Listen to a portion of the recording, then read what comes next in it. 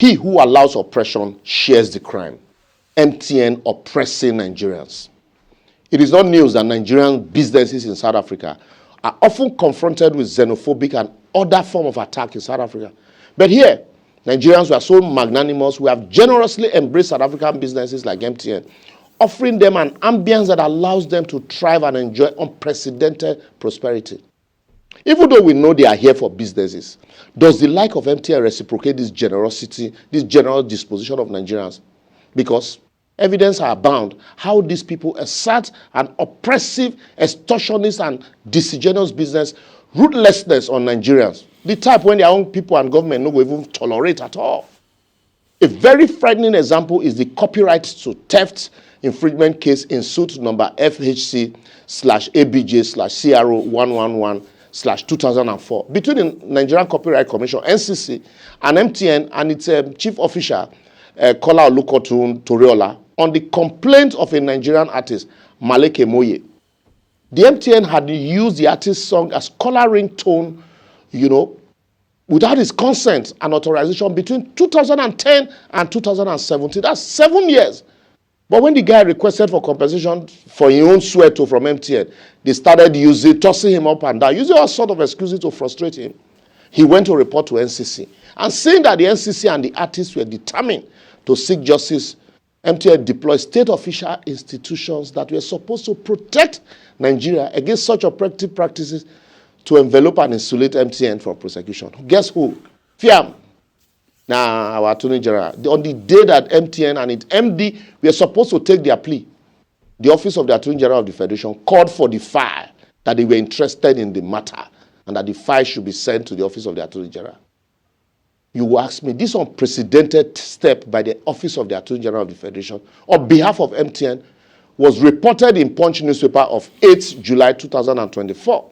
The question I want to ask is, will the Attorney General of the government of South Africa intervene in a criminal matter committed by a Nigerian company in that country against the interests of South African citizens? Well, the answer is as good as mine. So why will the Office of the Attorney General of the Federation not stand by a Nigerian citizen whose creative work was illegally used by MTN for its business, that the same MTN has not denied the same? So if the office of the Chief Law Officer of Nigeria cannot protect such a person, who then will protect the citizens against these oppressive tendencies? You can imagine what Nigerians go through in the hands of other Nigerians, because that's the point. That's the point. There are Nigerians who are running the MTN Nigerian. Even if there are foreigners, they cannot be 100% decision making. Man, sometimes Nigerians should stand for Nigerians as much as you have allegiance to the company you work for. But this is a clear case of oppression, of intimidation, for exploitation, and to even know that a Nigerian system or institution enabled this kind of nauseating behavior, something that cannot be done in South Africa. Are you saying that a Nigerian company that is doing business in South Africa will do this to let's even assume it's an infant, a child? That company will be closed down the next minute. This is the problem. This is what we keep saying. And nobody is saying you should favor the Nigerian, for example. Do the right thing. Why did you? And yes. I know Maleke personally, and been around him for a long while, know him as an inspiration and a big brother. And then this thing pains him so much. And it pains him to the point that it is Nigerians in the system that are using their offices to further delay this matter. What's happening? I hear he also has case with Globe, because all of this happened at a particular time.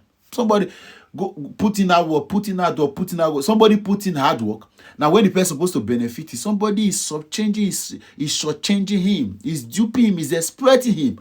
And our system is enabling such behavior because these guys have their way around.